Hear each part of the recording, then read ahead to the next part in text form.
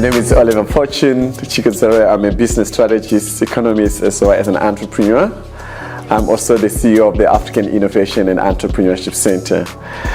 Today is the official first episode of the African Hidden Potential, where we're going to talk about a number of series of topics. The question is, how do we redevelop Africa? How do we build the Africa that we want? And it is through empowering entrepreneurs, creating more entrepreneurs so that they can be able to create the much needed jobs that we need, but also to develop and to grow the continent. The other area that we need to be focusing on is how do we capacitate women and youth, but also as a continent we have to unite. We can't just be an economy of 60 million people in South Africa, but imagine if we combine as a continent, if we come together to have one economy, we can be able to compete globally with countries such as China, countries such as Brazil and India, and the rest of the world. So in this first episode, I'm joined by Miranda Abrahams, who is the CEO and the founder of Birthmark African Wines. Yes, an inspirational woman. And we also joined by Bonolo Zwane, who is the brain behind Nje, which is a clothing brand for both male and female. So thank you so much for your time. I will start with Miranda Abrahams. How are you doing today? I'm doing great, and you? I'm doing very well. So for the benefit of our audience, tell us, how did it all begin for you? What was the inspiration behind Birthmark Africa? I like that one.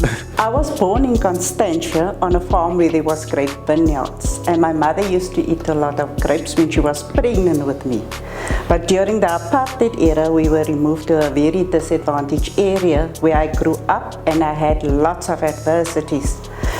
But years later, God gave me a scripture, Isaiah 61 verse 5b, that says, foreigners will be your wine farmers.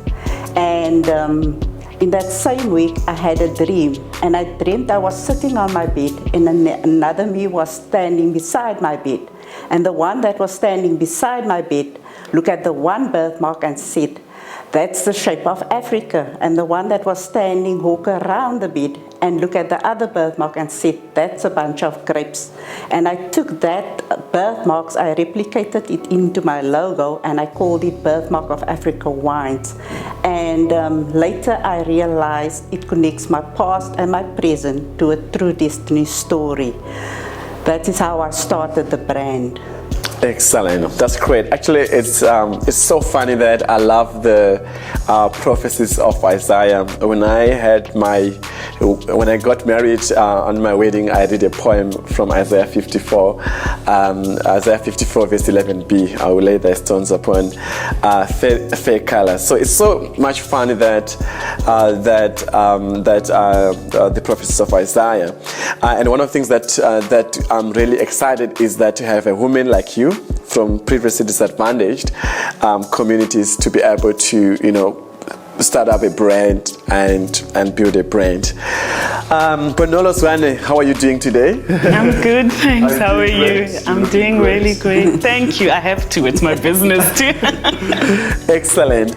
So tell us, how did it all start? What makes you become an entrepreneur? Oh gosh, so I worked in corporate. At the time I started in Nje, it was 6 years ago. But I conceived the idea 8 years ago with my business partner, Banele, in Joburg. We're based in Cape Town right now, which is where we make the clothing in Woodstock of Cape Town, and we design the clothing here and we sell it online. So when we conceived the idea 8 years ago, we both really loved fashion. Banele always worked in retail, in apparel retail. I worked in corporate and financial services. And then we met somewhere in Joburg, and then we both had a similar passion for clothes, for seamless styling, but more importantly for clothes that would talk about the different personalities of a person and their different interests, where people would be surprised about how you look from one day to the next, but all that must be encompassed in a single garment of clothing.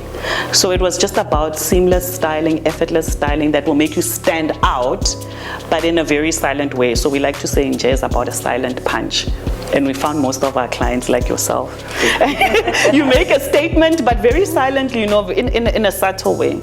Yeah, it's something unique because it reminds me of Joburg, Etada, Nje. So I think that's actually great. And when you find somebody, it's so good that you don't have to explain to your spouse what you're doing, because you find the same passion. You're not just business partners, you're a couple, and you're all doing the work together as entrepreneurs. And it's easier to navigate that way because being an entrepreneur, it's not an easy journey. There's so many challenges, and you need that person that can keep inspiring to say, look, it is well, and it may be painful today, but it's worth it, because we need to, Africa needs to develop more entrepreneurs in order for us to rebuild the Africa that we want.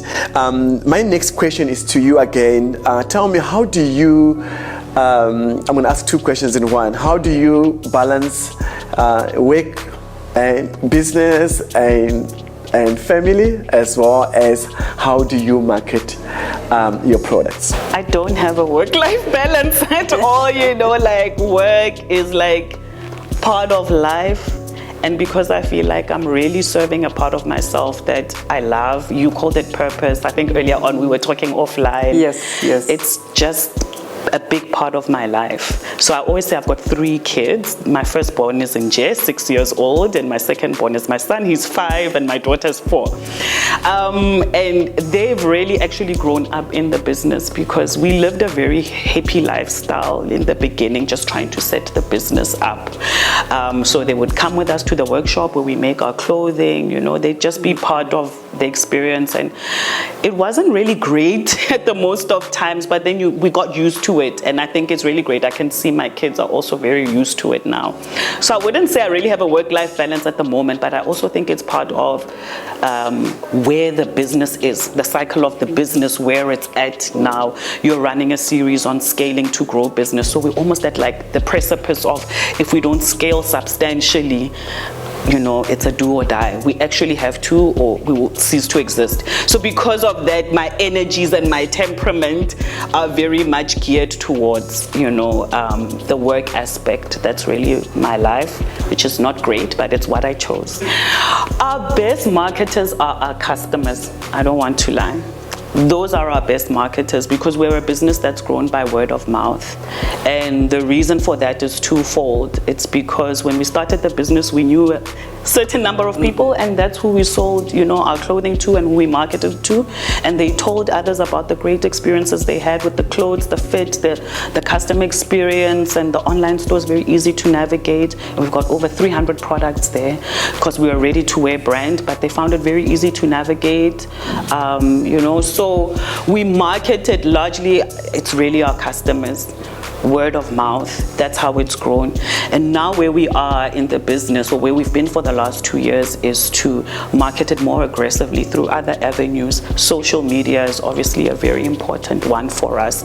WhatsApp, Instagram, Facebook, YouTube, and then you can say influencers. Our customers are influencers. They go to work, they're in an outfit, someone asks them, who are you wearing? That's how, we market. So I would say digital marketing, social media marketing, and of late, much more aggressively within the event space, where we would showcase what we do at certain events that are compatible to what we're trying to achieve at that point in time. Excellent. A couple of things. Number one, you said you don't really balance. It's difficult to balance successfully. Actually, there are 3. We all go in business is 3 phases because you look at creating momentum. So when you're creating momentum, you're not even making any money. So you making lots of sacrifices, late nights, focus, consistency, building the business. Then, so you create momentum, then you maintain momentum. So maintaining momentum as an entrepreneur is where you break evening, but you're not really making profit. So you're still working a little bit more harder. Then advancing momentum is when you actually, the business, one day one client call and say, look, I'm looking to buy $10,000 worth of products. I need you to supply my shop. And then now you get more clients that have seen what we've been doing, they believe in the brand, and then they can start be able to buy in large volumes. And then the other thing that what I really love about the brand is that, so people always laugh at me when I talk about this. I grew up with so many sisters, and that's why I learned to dance while waiting for the bathroom. But there's something that I always say, women should shoulder one another. And I like the fact that it's mainly women, 70% more women are focused, and women want to be comfortable when they are dressing up, and you can be able to customize and tailor. But actually you also have very great, different styles for men too. So if it's for business people, we're so busy, but we will be able to, be flexible, and we don't have to be ready to have a suit and a tie every time, but we can be super smart, flexible, and professional, and do our work. So great submission there. Then the other thing that we really need to focus on, so you mentioned social media, and we now have the opportunity, not just as entrepreneurs, but as a continent, because in the olden days, like I think of entrepreneurs like my mom, she grew up, you go and sell bananas and potatoes in the market, so there's no social media, so you only have this smaller market. But now you have a bigger market, because now you can sell beyond your community. Now you can be able to export your products, can be able to look at intra-Africa trade, like now with the AFCFTA, you can be able to do business beyond City of Cape Town or South Africa. You can do business in Kenya, you can do business in Ghana, or also even beyond. So excellent work, and we're looking forward how we can be able to work together and be able to make this a great success and leaving a legacy. Working with kids, as you say, you bring them in, and that's great, because that's what when I launched my book, The African Indian Potential, the whole idea was I wanted to leave a legacy. I believe that we should all live in a better place. Miranda, I know that there were many struggles in setting up a business. It looks so nicer there, on social media, but there's so many challenges that people don't tell you about. Tell us, how do you market your business, and who are your clients? So I market it on our online store. We have an online store, and then also on macro and in social media platforms, events, magazines, TV programs. So yeah, that is how we market our brand, yes. Recently we managed to get some support. It was through Westgrow, where you can be able to export as well? Yes, I got support from Westgrow. So now I'm busy exporting my wines to Denmark and America and other countries around the globe.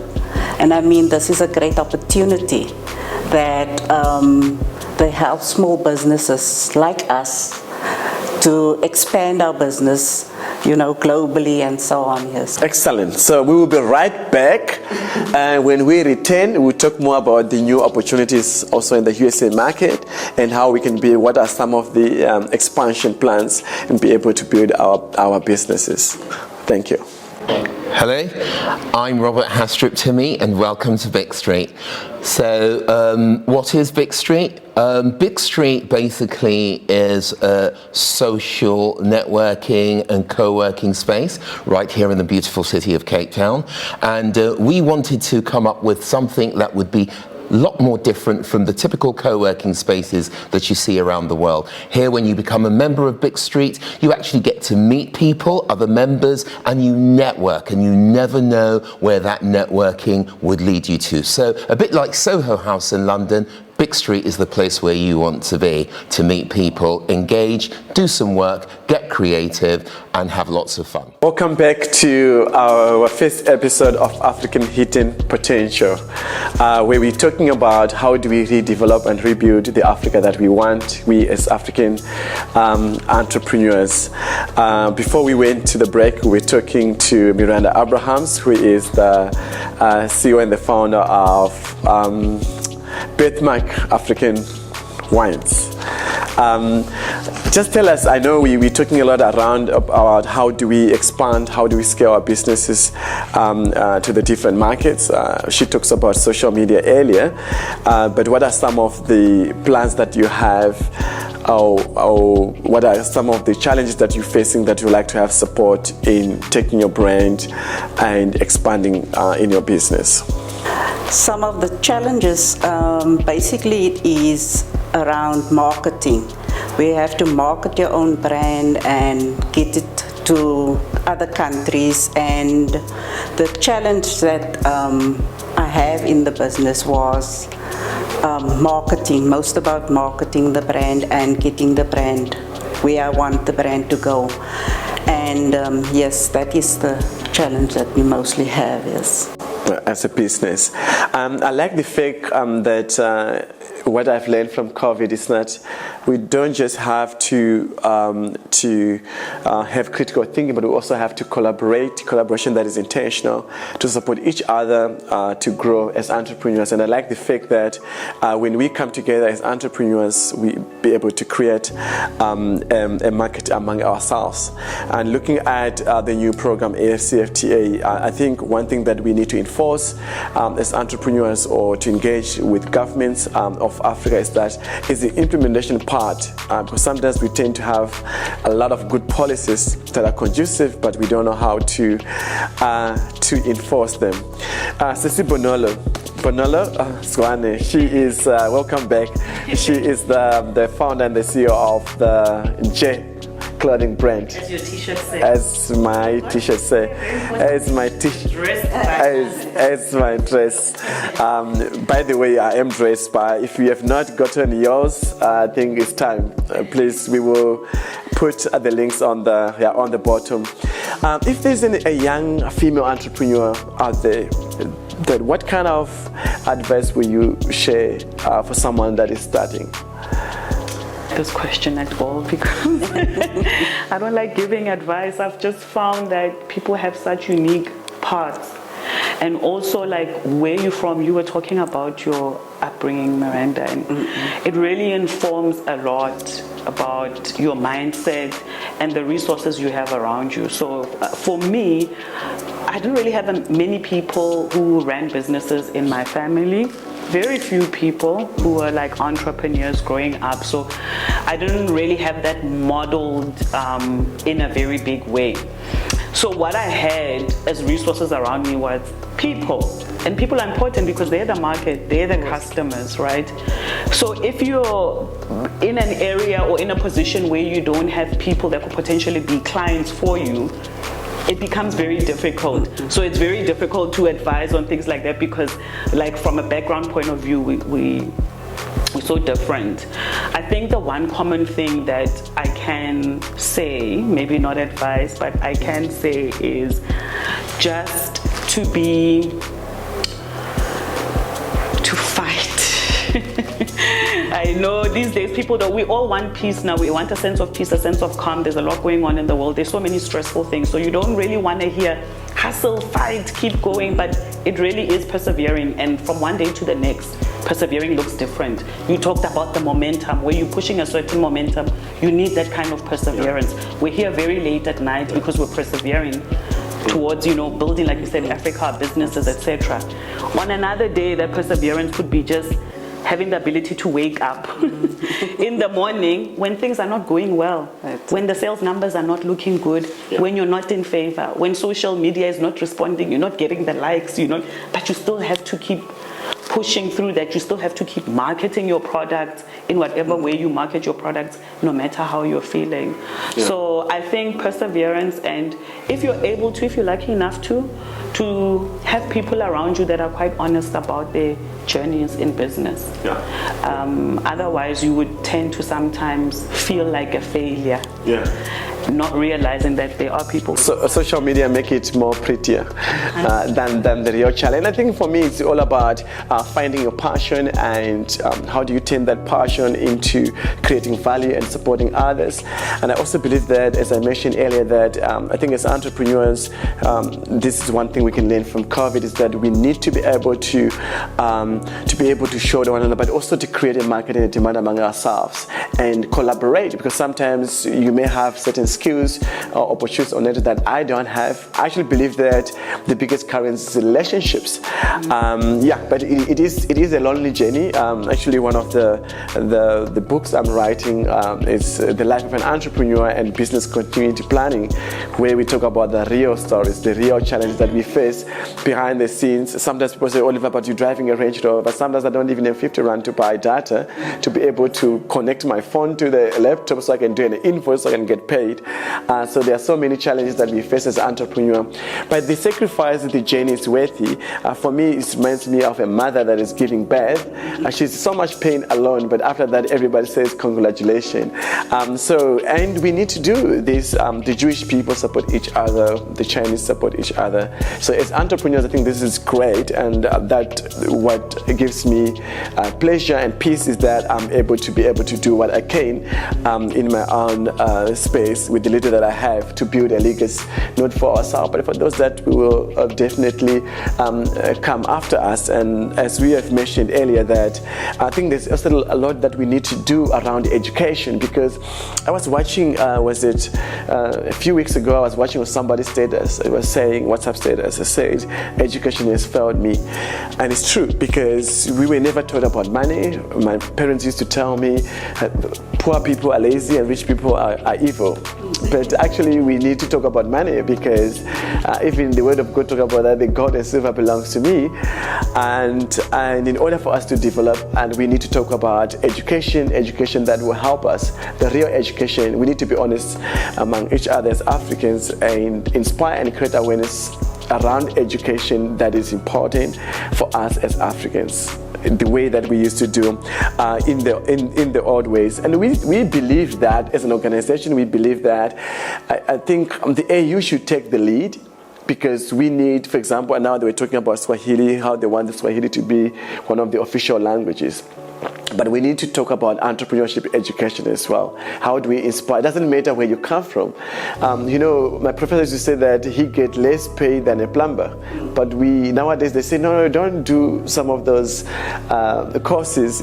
Just go to school and start and become a lawyer and become a doctor. So in the upcoming episode that we're going to be doing, when I talk a lot around promoting education and awareness in key areas to support Africa's development, and media can play a major role, because there's so much negativity in the media, but there's so much good things that Africa is offering and what we offer. And we are saying to the world, we are not beggars. We can compete in the world, because we do have a lot to offer. Miranda, what advice will you give to entrepreneurs who are starting, especially around the youth and women? They must be willing to learn firstly, like adapt and learn. And if they want help, they must reach out and ask. And ask people who are worthy, who run the race already, who climb that ladder already. So ask people for help. Don't be afraid to ask for help. Don't be afraid to reach out and let people give you advice. If you get sound advice, take it and run with it. So that's the advice. But learn, read books, go on the internet. There's so much advice on the internet. But just take that what you have and run with it. If you have a passion for something, put your everything into it. It's hard work at the beginning, but it's worth it. You will see at the end of the day, whatever you put in and whatever sacrifices you make for that business, it will eventually bring you to something bigger than it was. It's like the game of chess, and I was talking to somebody, but an average chess player knows 1 to 3 moves, and a pro knows up to 6 moves, a master knows up to 10 moves, but the grandmaster knows up to 15 moves.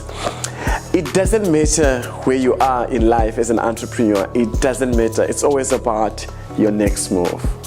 And you just have to start. As you say, sometimes there's no motivation. But if you know the purpose, and you know that if you give up, and I always say never give up, the future looks bright, because there are so many people that looks up to us, and sometimes God just give us that vision and purpose on us so that we can be able to be the leading people to inspire others and to be able to redeem Africa. I love entrepreneurship. I think I'm an entrepreneur since when I was 11, because I started helping my mother, and I was also inspired by her, that hard work pays off, and I can't wait for a boss, because otherwise I will be frustrated. But yeah, it's great that we inspire and create and support more entrepreneurs, because as entrepreneurs, if we don't have entrepreneurs, nobody gets paid, including the state and the government. They won't be able to collect tax. And Bonolo, tell us a little bit more about how people can find out about, how people can get you. If someone wants to buy, how do we find you? Okay, it's quite simple. So we've got, like I mentioned, an online store that's been trading for 6 years. It's www.nje.co.za. If you forget, you can just look at Oliver's t-shirt over there. And it's quite easy to navigate on the online store. We've got deliveries, free deliveries as well, nationwide, irrespective of where you are. We can deliver to you, whether you're in a very remote rural area or whether you're in town, we can deliver to you. Or you can find us on the socials, Instagram, Facebook, YouTube, Nje Curated Fashion, and our WhatsApp numbers also there. Lots of people like to WhatsApp us to say what size should I buy, etc. That's where they can find us. And we've got, of course, a physical store, which is close to where we are now, where we're shooting from now, in Cape Town. But if you're not in Cape Town, the online store is the best place to go. Excellent. And as we say earlier, that one of the emphasis that we need to do, emphasizing the importance of intra-Africa trade, and also how do we expand and beyond just South Africa, but in Africa, given what you are doing as well with the wine. When you grow up, we only know about beer. So when I came, I remember when I came the first time to Stellenbosch, they said you need to have 2 of 3 things, because it was cold. It was very cold. They say you either have to drink wine or buy an electric blanket or get married. So I chose the first 2, electric blanket and wine. So there's a lot that we can do with wine across Africa, because we can do a lot of food pairing as well, and fashion and food and wine. Actually, we're planning to do a lot of fashion, food and wine. Great. Yeah, there's a lot that we can showcase that we have in Africa. We will be right back. Hello, I'm Robert Hastrup-Timmy, and welcome to Big Street. So, what is Big Street? Big Street basically is a social networking and co-working space right here in the beautiful city of Cape Town. And we wanted to come up with something that would be a lot more different from the typical co-working spaces that you see around the world. Here, when you become a member of Big Street, you actually get to meet people, other members, and you network, and you never know where that networking would lead you to. So a bit like Soho House in London, Big Street is the place where you want to be, to meet people, engage, do some work, get creative, and have lots of fun. Welcome back, Africa. This is the first episode of African Hidden Potential. A little bit earlier, we're talking around entrepreneurship, marketing, and how we promote our products and unite Africa in order for us to develop. I want to highlight a couple of things. As this is the first episode, we're looking at doing about 12 episodes. Coming up, we're looking to bringing the different, a lot of different expertise, sector-specific mentors, government, individuals, young entrepreneurs and fellow entrepreneurs, the different individuals within the entrepreneurship ecosystem, so that we can be able to address a lot of challenges. One of them that I've learned, in order for us to be able to build a sustainable business, we need to understand intellectual property. And as Africa, we don't respect intellectual property, and one of the key prerequisite to development. It's understanding intellectual property. And then the other one we talk about promoting education, creating awareness. So we need to lobby the government, the key stakeholders, in order for us to rally behind each other and to build the Africa that we want. So we will be bringing different mentors and different speakers to address these topics, empowering Africans to make bold decisions and capitalize on their strength while managing weaknesses and risk. Also, as an organization that I run, African Innovation and Entrepreneurship Center, we always say, how do we harness ideas? How do we harness viable ideas to take them to the globe, or empower ourselves in order for us to be able to create that synergy, but also to be able to compete global, as we now becoming a global village. And we are saying that media has to play a major role on that, conducting individual and group interviews. So we'll be doing different events, but group interviews of having different expertise. We are saying Africa has not been talking, but it's time for us to talk and to find solutions to the challenges that we face. How do you position the African Union to drive development across Africa? Some people don't even know what is the role of the African Union because they are not visible. And there's a huge gap between the African Union, or those that have made it, and the entrepreneurs and individuals in the different communities. Empowering the AU to serve Africa effectively. We are saying AU, heads of states and entrepreneurs, we need to have dialogues. We need to be able to find ways and to find each other to address the challenges that we work. Leading for unison and uniform education. Let's create our own education that will be able to create a legacy, value, and empower and build our continent. Establishing official languages. Now I know we were colonized by English, French, Arabic, but now we are also saying that why can't we have Swahili? Why can't we have Sesotho or Sesotho as Africans, so that we can be able to do business among each other? One of the main reasons is because we don't understand each other's languages and culture. That's why we are afraid to do business together. So as we become a global village, we are saying that let's engage each other on that level. And then, of course, meeting primary needs such as food, security, shelter, physical security, and rule of law. And as women always say, oh, men don't create tables for us, don't create opportunities for us. So unfortunately, someone said, I bring my own table. So women should be involved in politics, because we men, we don't know what it is to be a female mother with kids, to be able to balance that aspect of life, and so as a business. But imagine if you are a company, or as a government, we have women that influence policies that favors women, because you understand the challenges that you face. So we need more women in politics. We need more women in business.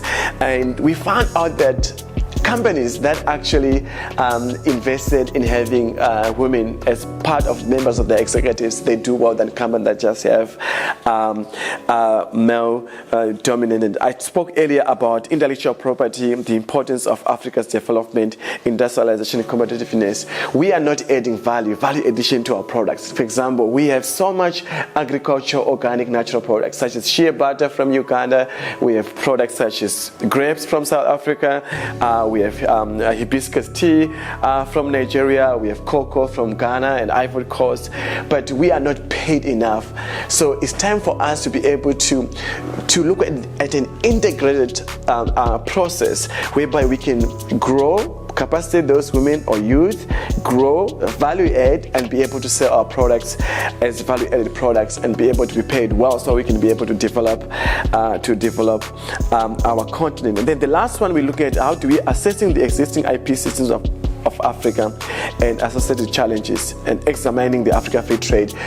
You found out that we do not have companies such as Google in America, Ford in America, that are multinationals, that other fellow Africans can look up and say, I want to be like Google, I want to be like Ford, I want to be like Tesla.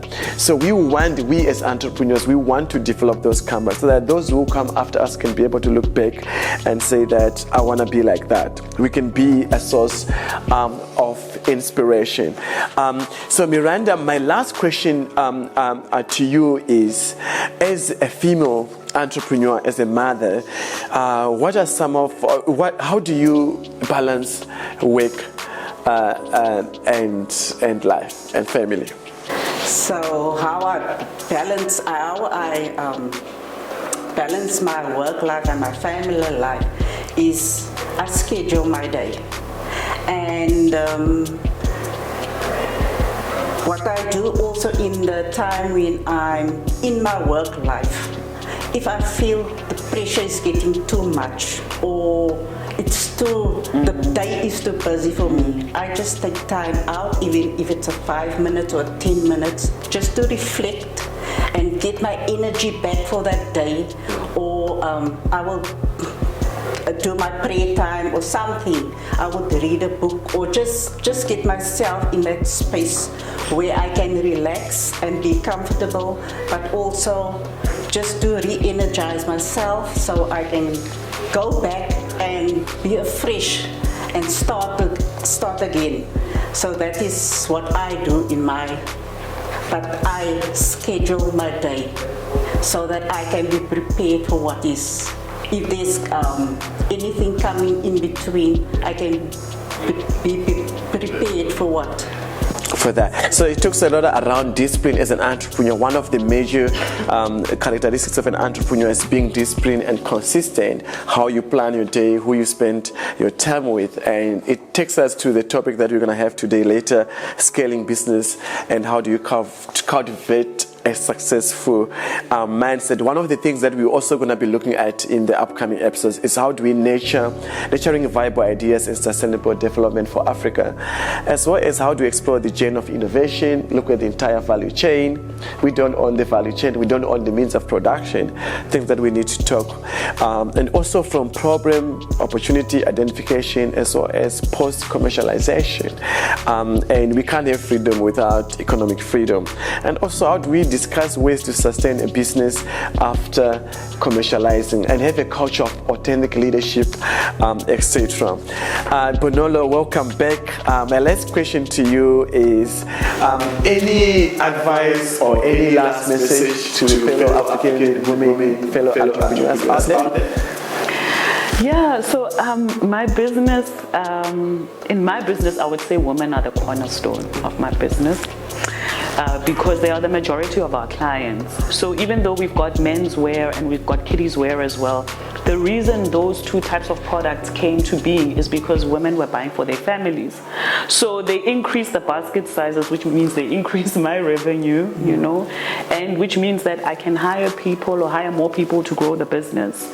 So the message I would like to say to women is please keep supporting one another. And sometimes there are women who cannot, or customers who can't support you by buying today, but they tell people about you. Sometimes they're kind if something is not going well in your business, because it's not perfect all the time, you know, but it's difficult to talk about those things because everybody wants to promote their businesses, obviously, in a very good light.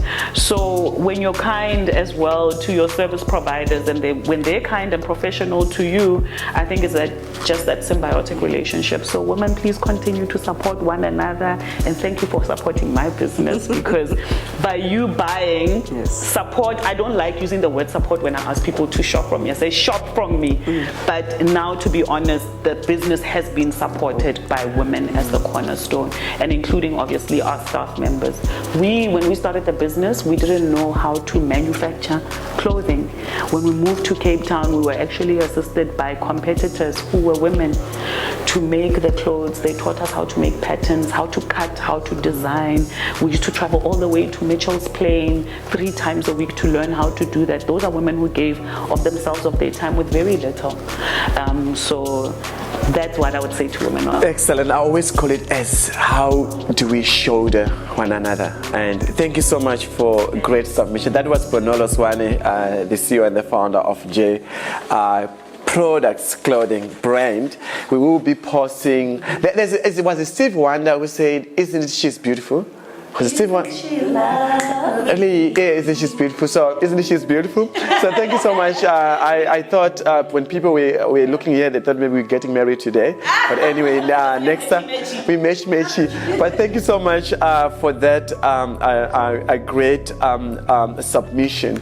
And so we're really looking forward to see how we can work together more, how we can take this brand across Africa, but also looking beyond Africa, and to be able to showcase what we can do, what women can do, what African entrepreneurs can do in order for us to be able to compete on a global scale. So thank you so much for coming to our guests, Bonolo Zwane of Nje Products, and to Miranda Abrahams of Birthmark of Africa, inspired by the words of Prophet Isaiah.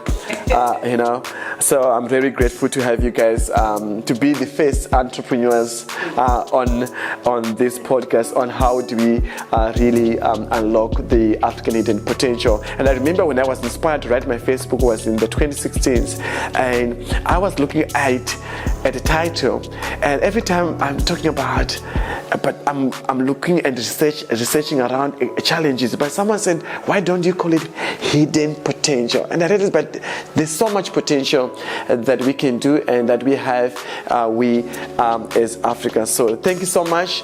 Thank you so much to our guests and to our audience for listening. They say in the Nigerian culture there is more where it is coming from. So there's going to be a lot of, please watch this space. There's a lot of topics coming, and there's a lot of stuff that is coming that will be able to help you with content and awareness about how do we rebuild Africa that we want. We always say our motto is the future looks bright, and until next time, cheers.